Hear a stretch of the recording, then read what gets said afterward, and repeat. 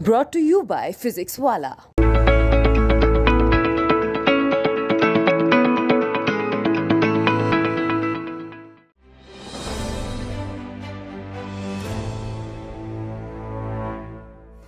नमस्कार, मैं हूं हेमेंद्र शर्मा और आप देख रहे हैं MP round up. Madhya Pradesh विधानसभा में 2 साल तक लीडर ऑफ ऑपोजिशन रहने के बाद गुरुवार को आखिरकार कमलनाथ ने इस पद से इस्तीफा दे ही दिया और कांग्रेस हाई कमांड ने उनका इस्तीफा एक्सेप्ट भी कर लिया। लेकिन मध्य प्रदेश कांग्रेस पार्टी के अध्यक्ष वो अभी भी बने रहेंगे।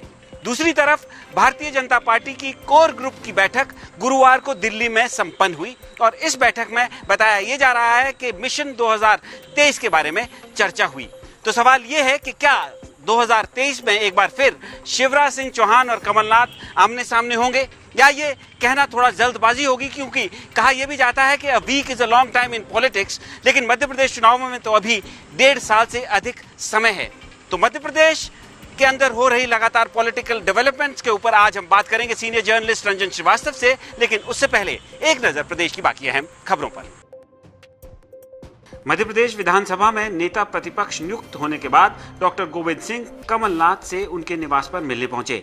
इस अवसर पर पूर्व प्रदेश कांग्रेस अध्यक्ष अरुण यादव, पूर्व मंत्री लाखन यादव और पूर्व मंत्री पीसी शर्मा भी मौजूद थे। गोविंद सिंह ने कमलनाथ का आभार जताते हुए कहा कि उन्होंने कार्य का बंटवारा किया है और उनको अपना सहयोगी बनाया है। श्योपुर में एक शादी में उस समय मातम पसर गया जब शादी से लौट रही दूल्हा दुल्हन की कार सड़क पर खड़े ट्रैक्टर ट्रॉली से टकरा गई, जिसमें कार में सवार दूल्हे के पिता की मौके पर ही दर्दनाक मौत हो गई। दूल्हा दुल्हन समेत 6 लोग घायल हो गए हैं, जिन्हें इलाज के लिए अस्पताल में भर्ती कराया गया है। धार जिले के औद्योगिक क्षेत्र पीथमपुर के सेक्टर 2 में कास्ता पाइप फैक्ट्री में भीषण आग लगने से फैक्ट्री पूरी तरह जलकर खाक हो गई। आग लगने के कारणों का अभी तक पता नहीं चल पाया है। आग पर काबू पाने के लिए 1 दर्जन दमकलों को 4 घंटे का समय लगा। और अब बारी मध्य प्रदेश में चल रहे राजनीतिक घटनाक्रम की, और इस पर चर्चा करने के लिए हमारे साथ मौजूद हैं senior journalist mister Ranjan Shrivastava. Sir, सबसे पहले कांग्रेस की बात कर लेते हैं। आज कांग्रेस पार्टी में 2 साल से अधिक समय तक कमलनाथ जी लीडर ऑफ ऑपोजिशन थे। आज उनका इस्तीफा उन्होंने दे दिया है और उनका इस्तीफा एक्सेप्ट भी हो गया है। तो मेरा पहला सवाल आपसे ये है कि क्या उन्होंने ये इस्तीफा दिया है या उनसे इस्तीफा लिया गया है? नहीं, लिया गया है। देखिए, लगातार अभी 4 बार कम से कम वो सोनिया गांधी से मिले हैं और लगातार जो नेता थे कांग्रेस के वो सोनिया गांधी से मिल रहे थे। अरुण यादव मिल के आए थे, अजय सिंह साहब मिलने वाले थे। लगातार असंतोष था पार्टी में। और आपको याद होगा, पहली बार ऐसा हुआ कि कांग्रेस के अपोजिशन रहते हुए विधानसभा में बजट बिना चर्चा के पास हुआ। सत्ता पक्ष से बोला गया, parliamentary affairs minister Narottam Mishra ने बोला कि इसमें सहमति है कमलनाथ की। उन्होंने कहा कि इसको कर्टेल किया जा सकता है और 2 फाड़ दिखाई पड़ा पहली बार। बहुत ही बुरी स्थिति थी कि उनको खुद नहीं पता कि हमारे नेता ने क्या बोला। सर, लेकिन अभी मतलब एक कल का अगर घटनाक्रम देखें तो इसी से अगर जोड़कर देखें कि ब्रीच ऑफ प्रिविलेज का भी उनके खिलाफ मोशन लाने की बात कही है। नरोत्तम मिश्रा ने कहा है कि उन्होंने कहा है कि विधानसभा की बकवास वो सुनने के लिए नहीं है, और बीडी शर्मा जो बीजेपी के अध्यक्ष हैं उन्होंने भी इस मुद्दे को उठाया। तो क्या ये भी एक कारण हो सकता है या इसका कोई लेना देना नहीं है? इंटरनल पॉलिटिक्स है कांग्रेस, इस एक पार्ट है उनका जो लगातार बिहेवियर है कमलनाथ जी का। उनकी देखिए उपस्थिति हमेशा क्वेश्चन होता रहा, कम उपस्थित होते रहे। अभी बजट सेशन पहले दिन आए, फिर लगातार 7 दिन गायब रहे। सत्ता पक्ष ने हमला किया, फिर आए, फिर गायब हो गए। अगले दिन विधानसभा एडजर्न हो गया, साइन डाई हो गया। तो उनके कार्यप्रणाली पे लगातार परिस्थिति पार्टी के अंदर ही हो रहा था कि चला करना क्या चाहते हैं आप। तो ओवरऑल परफॉर्मेंस जो एज लीडर ऑफ ऑपोजिशन अगर आप उनको अगर रैंकिंग करें या मार्क्स दे तो 10 में से कितने नंबर देंगे? ये जो 2 साल में कोरोना काल के बाद जब वो लीडर ऑफ ऑपोजिशन बने उस समय अगर मैं 5 से ज्यादा नहीं देना चाहूंगा। 5 से ज्यादा नहीं देना चाहूंगा। शायद मैं ज्यादा दे रहा हूँ, पार्टी के अंदर 5 से ज्यादा ना मिले उनके जो लोग देते हैं। लेकिन खासकर उनके हेल्थ को लेकर के, उनकी उपस्थिति को लेकर परफॉर्मेंस बाद में आता है। वो लगातार एब्सेंट रह रहे थे और पार्टी का धारदार प्रदर्शन अंदर नहीं हो रहा था, बाहर भी नहीं हो रहा, अंदर भी नहीं हो रहा। अंदर नहीं हो रहा तो स्वाभाविक सी बात रिफ्लेक्ट नहीं कर रहा। अच्छा सर, अब भारतीय जनता पार्टी की बात कर लेते हैं। कमलनाथ पे फिर वापस आएंगे क्योंकि वो अभी भी लीडर ऑफ ऑपोजिशन भले नहीं हो, लेकिन प्रदेश कांग्रेस के अध्यक्ष तो अभी भी हैं। सर, आज भारतीय जनता पार्टी की आपने देखा होगा कोर ग्रुप की बैठक हुई दिल्ली में, जिसमें होम मिनिस्टर नरोत्तम मिश्रा भी थे, चीफ मिनिस्टर भी थे, बीजेपी अध्यक्ष भी थे, कैलाश विजयवर्गीय भी थे। तो कोर ग्रुप जो है ये डिस्कस कर रहा है कि 2023 में क्या रणनीति भारतीय जनता पार्टी की होगी। मैं आपसे ये पूछना चाहता हूं कि इसके अलावा क्या change of possible leadership Madhya Pradesh में भी इस चर्चा का हिस्सा हो सकता है? देखिए, कभी भी कोर कमेटी में चेंज ऑफ लीडरशिप चर्चा नहीं होती, वो हाई लेवल पे होता है और मैसेज आ जाता है। कोर ग्रुप इसलिए होता है, पिछले कई सालों से कोर ग्रुप निष्क्रिय पड़ा हुआ था।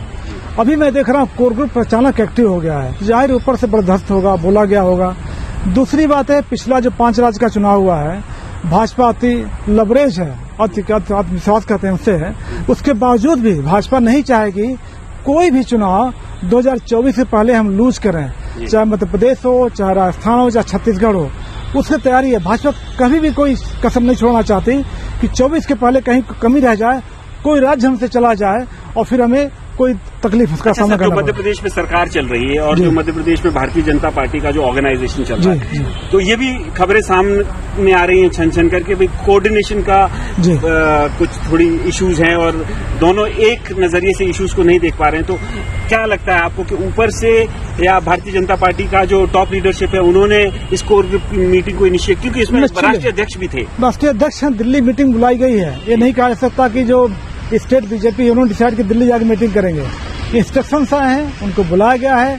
कहीं ना कहीं कमी देखी गई है पार्टी में, कोऑर्डिनेशन कमी देखी जा रही है, या फिर जो भी पार्टी को करना है, जो उनका स्ट्रेटेजी है, जो एक्शन प्लान है, उसको इम्प्लीमेंट करने में कोई दिक्कत आ रही होगी, इसलिए बुलाया गया है और कोर ग्रुप को एक्टिव किया गया है।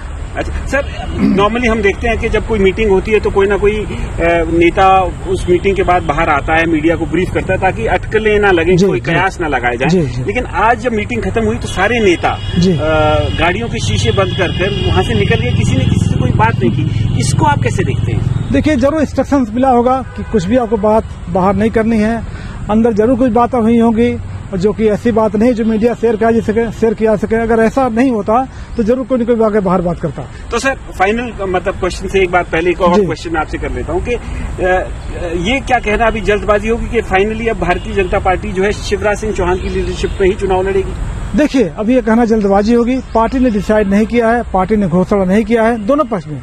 मैं कांग्रेस बीजेपी दोनों कहूंगा, ना तो कांग्रेस ना बीजेपी अभी उन्होंने चेहरा तय नहीं किया है, अभी थोड़ा वेट करना पड़ेगा लगता है। सर, मैं ये सवाल एक बार फिर से आपसे पूछ रहा हूँ कि कमलनाथ के घर पे तो पिछले दिनों मीटिंग हुई थी जिसमें उनके लोगों ने उनका नाम प्रपोज किया कि उन्हीं के नेतृत्व में चुनाव लड़ा जाएगा, वही मुख्यमंत्री पद के उम्मीदवार होंगे। और उनके लोग कहते भी हैं बार बार, उनका हर आदमी कहता भी है कि कमलनाथ जी को मुख्यमंत्री बनाना है, ये संकल्प लेते हैं। तो आपको क्या लगता है कि ये सिर्फ बोलने के लिए ऐसा कोई डिसीजन अभी कांग्रेस पार्टी में नहीं? जुटता बनाए रखने के लिए था, चूंकि पार्टी में डिफरेंसेस थे, एकला चलो की नहीं चल रही थी, नेता अलग अलग जा रहे थे, तो मैसेज देने के लिए था। लेकिन पार्टी हाईकमान का डिसीजन नहीं था और उसके लिए भी वेट करना पड़ेगा।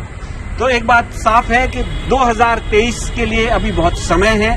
अभी ना भारतीय जनता पार्टी में तय हुआ है और ना ही कांग्रेस पार्टी में तय हुआ है कि 2023 का चुनाव किसके नेतृत्व में लड़ा जाएगा। एमपी राउंड अप में आज सिर्फ इतना ही। कल फिर मुलाकात होगी, तब तक के लिए थैंक यू, गुड बाय।